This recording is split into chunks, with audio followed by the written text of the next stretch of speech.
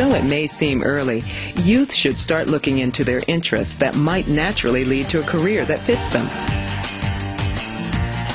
Have them take a free interest inventory online to see what careers might be up their alley. As they grow and change, their interest will too. So take the interest inventory several times through middle school and high school to learn more about themselves and career options. Then spend time investigating the careers that they find interesting. As with any career, there are educational requirements and skill building to complete. Research what they'll need to do to reach their dream job. Set reasonable goals in small, doable increments. Use the SMART goal method. Remember, success, even small ones, builds confidence. Overly ambitious goals can lead to a feeling of frustration and sense of defeat. I think a stable home is the most crucial part in a youth's success. If a youth can stay in one home for whatever, the longest time available, I think that they have a chance to plant some roots and feel stable and feel strong and feel valued. I think that if they have mentors or a case manager that they trust, someone that can be consistent in their life, I think those are the types of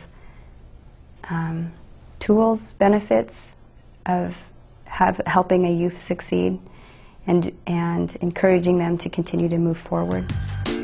Remember, to get to college, they have to do well and get through middle school and high school first. Again, this takes planning. They should work up a school course plan that maps out their classes through the 8th grade and sets them up for high school. Remind them to take math, science, English, and a social studies class every year. And have them challenge themselves by taking honors classes and algebra if possible. If you're unsure about their school course plan, get help from their school counselor or advisor. Well, one of the things that we have done with the kids that have come to our home who have struggled is that we have really made some strong connections with the school staff.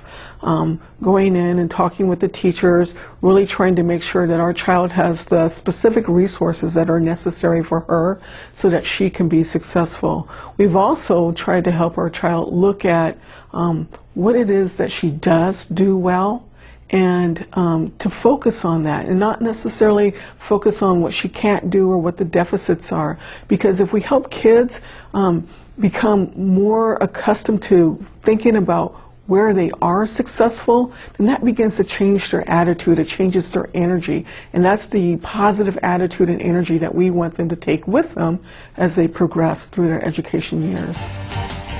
Don't forget to go over the grade 6, 7, and 8 checklists.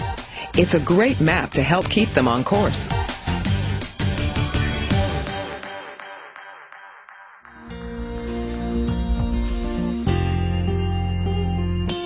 A key element that leads to success throughout the school years, college, and life in general is to develop good study habits early.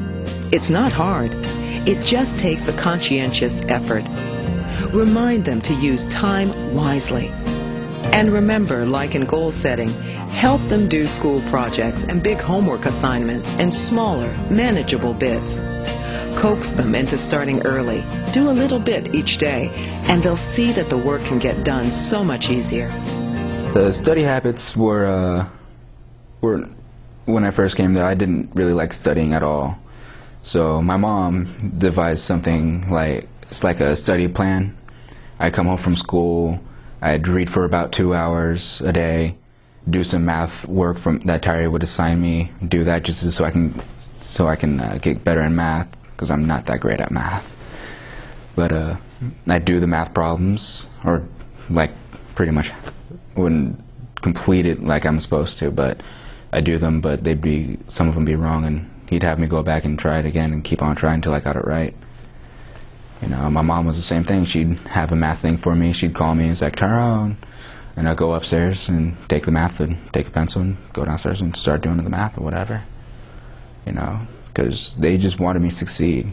They just cared for me, and I totally saw that, and I just ignored it for some reason. You know, I guess it's because I never had parents like that before.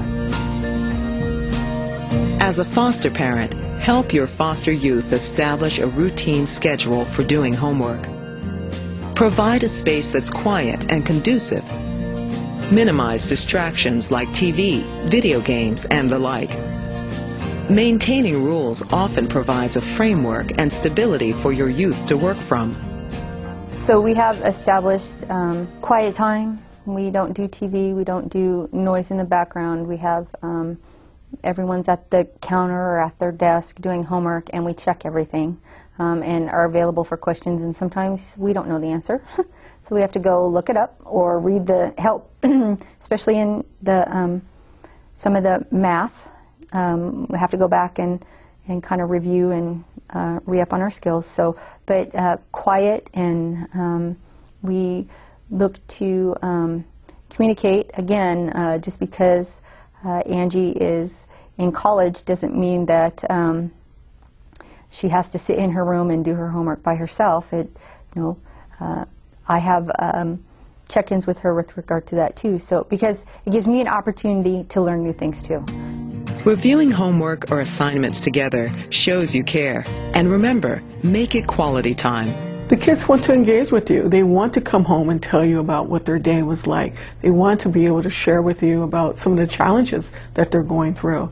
Now, that's not always the case, but in most cases, if you are there, if you are asking questions each and every day when your child comes home from school and engaging with them about what their day can be like before they even leave the house in the morning, then they're going to be more excited about coming home and sharing that experience with you. Success, even small ones, builds confidence. Overly ambitious goals can lead to a feeling of frustration and sense of defeat. For high school students, have a rigorous schedule, but don't make yourself overwhelmed. Because if you work too hard, you're going to miss out on the opportunities of having a social life, which is important when you're younger, because you shouldn't just be work, work, work, work, work. You should have a balance of it, and it'll help you keep your life balanced. Use the SMART goal method. Keep tabs on their schoolwork by checking grades online. Many schools have a program called Skyward, which allows parents and caregivers the ability to check grades, attendance, etc. daily. Stay involved and volunteer at the school when possible. The effort you make goes a long way to showing your youth you care. When they see that you care, they develop a positive sense of self and can then consider long-term plans for themselves.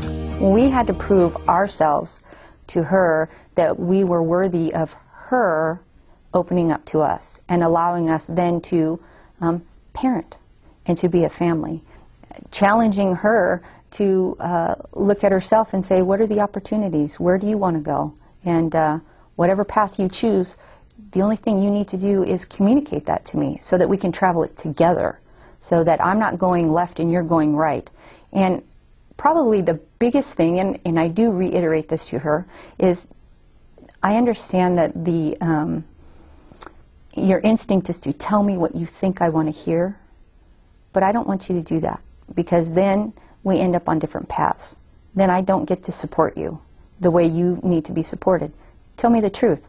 I don't have to like it, but we can talk about that, and let's travel the path together. Review the study tips at the end of the Gear Up Handbook. You'll find good advice on balancing friends and other activities, time management, and the best ways to help them perform well in school, like getting enough rest. I think it's all important just to be healthy, and that's the key thing, to have you be good throughout school. Because if you're depressed and sad and you're not healthy, you're not eating, then obviously you're not going to be very motivated to do school. So I mean, you definitely need to have a good diet and, you know, breakfast, I guess. Some people don't eat breakfast, take like a muffin or something with you. But always, I don't know, just try to stay healthy, because no matter what's going on, if you can feel good about yourself, then you can do it. I did it. If you need assistance in working with the schools to support your youth's educational performance or any other school issues, contact the Educational Advocacy Program. They provide a host of services that can assist you and your youth reach those important educational goals.